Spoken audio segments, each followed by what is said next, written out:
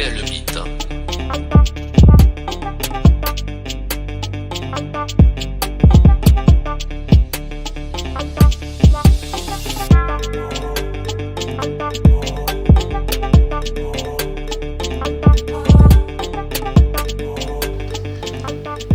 Bonjour à tous, ici Emmanuel et bienvenue sur la chaîne Emmanuel K. Ravi de vous retrouver comme à chaque fois. Aujourd'hui, on va essayer un peu de mettre les effets et les astuces un peu de l'autre côté et on va parler étalonnage. Par le passé, j'avais déjà fait quelques vidéos à ce sujet et qui est toujours disponible sur la chaîne.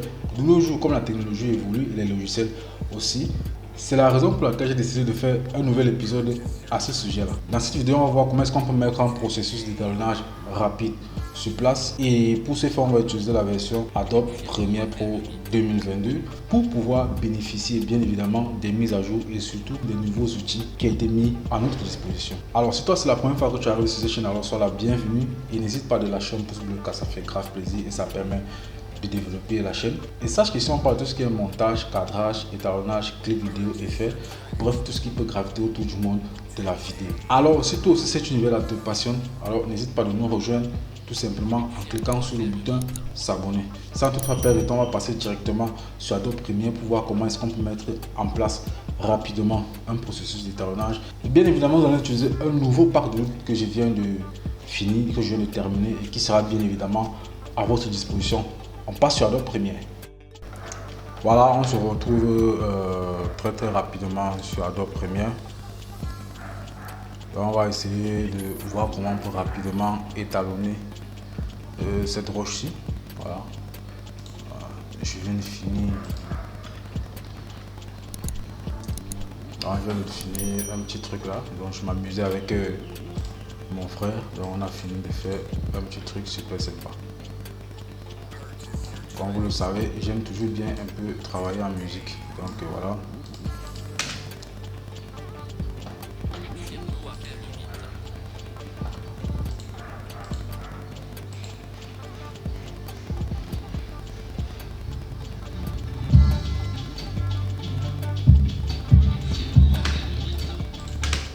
Voilà, on va essayer d'étalonner rapidement ce plan. Donc, la première chose que moi je vais faire, je vais basculer dans la fenêtre de couleur. Voilà, là mon écran est parti de ce côté. Donc, je vais un peu essayer de le ramener et je vais un peu le réduire. Voilà, une fois que nous sommes là, la première des choses à faire, on va d'abord appliquer l'huile de conversion. J'ai fait un pack. J'ai aussi fait un pack de lutte de conversion pour tout type de caméra en RED 709. Donc le lien pour télécharger le pack sera aussi dans la description. Mais qu'à cela ne tienne, j'ai quand même prévu ici. Ici j'ai prévu lutte de conversion. Voilà, lutte de conversion Velour pour RED 709. Voilà. Là on a déjà quelque chose d'assez super. Il est à noter que cette lutte de conversion fonctionne avec la majorité des types de caméras qui font des profils flat, donc les profils log en 8 bits. Donc si vous avez shooté avec une caméra qui a un profil log en 8 bits, que ce soit les Sony A7S3, que ce soit les Nikon, que ce soit les Canon, tant que c'est en 8 bits, ça va bien marcher. Mais quand c'est en 10 bits, il va falloir un peu biduler un tout petit peu. Donc si vous avez le moindre souci avec cette lutte de conversion, vous n'avez qu'à me faire savoir dans les commentaires et on va voir comment trouver une solution tous ensemble.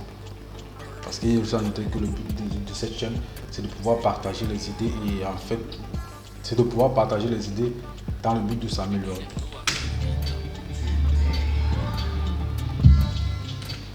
Voilà, c'est pas déjà mal là, c'est pas mal. Moi, je vais maintenant ajouter une seconde de lutte.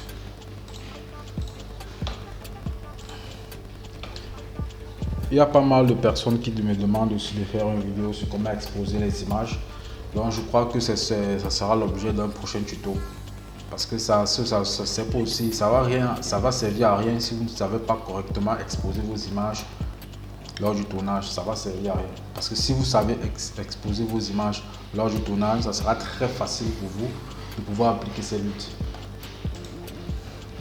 Je vais commencer par la numéro 1. Hein. Waouh.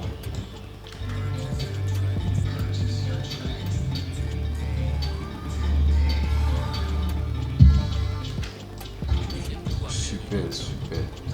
Là, on a là quelque chose d'assez nickel. Nickel en 2-3 clics. Voilà, et aussi un outil magique que je voulais un peu vous montrer dans Premiere Pro 2022. C'est la balance de blanc qui s'est faite désormais de manière automatique. Parce qu'avant, on venait là, on cherchait un endroit qui est blanc et on pipait.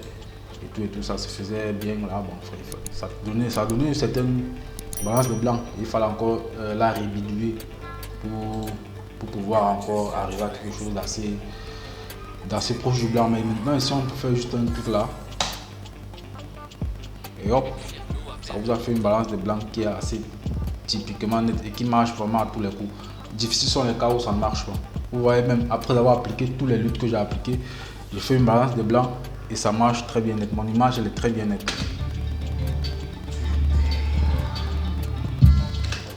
Voilà, on passe à la lutte suivante. La lutte suivante, on va passer à la lutte 2.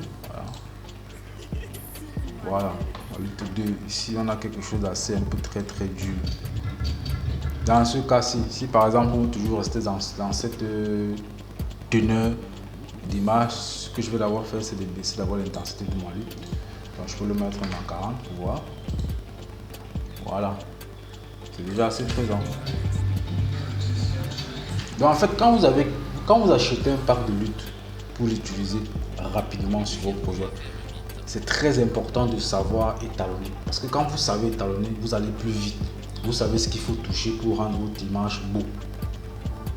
Les luttes permettent de travailler plus vite, mais c'est mieux quand on connaît déjà faire quelque chose, quand on connaît déjà étalonner. Donc, même en utilisant les luttes, quand quelqu'un qui utilise les luttes connaît étalonner, c'est plus rapide d'arriver au résultat qu'il recherche. Voilà. Super cool, la lutte 2, on va aller à la lutte 3. Ouais, un peu même la lutte 3, c'est une lutte que si je mets à 100%, elle peut saturer. Voilà. Mais je le baisse à 40%. C'est nickel.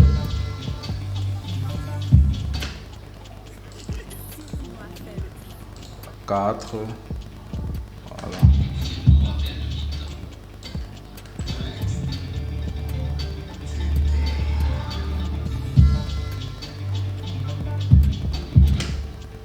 Voilà, 5.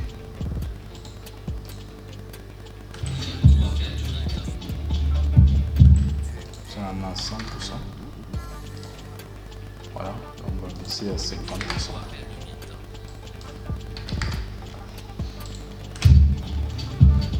En fait, ça marche beaucoup plus sur cette image parce que j'ai pris la peine de mieux exposer mon image. C'est la raison pour laquelle je n'ai vraiment pas de soucis. Je vais prendre par exemple ça, la lutte 7. Là voici, si on la met à 100%. Là voilà. Mais tellement cette ambiance me plaît que je veux l'utiliser dans mon projet, je vais mettre la lutte à 50%. Et ça me rapproche déjà de quelque chose d'assez soft. Et bien on peut descendre à 40%. Voilà. Et si on voit que les noirs ne sont pas assez bien présents, on peut venir ici. Chromatique et correspondance. Voilà. Je vais prendre ça. 100.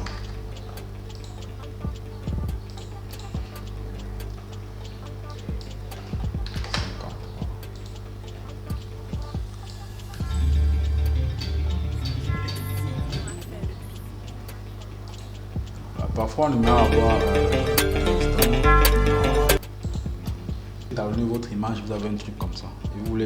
Et vous aimeriez rendre par exemple les noirs plus noirs, les blancs plus blancs et tout. Vous venez ici. Voilà. Ici, on peut baisser là.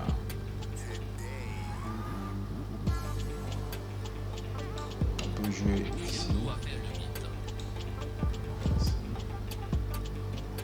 Et là, vous pouvez donner la tonalité que vous voulez, bien évidemment, vous pouvez donner ce que vous voulez.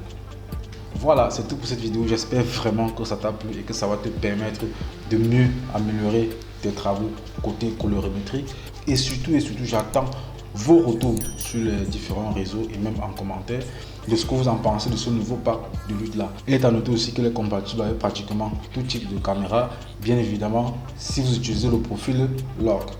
D'ici là, portez-vous très bien et à vendredi prochain pour un nouvel épisode sur la chaîne. Ciao.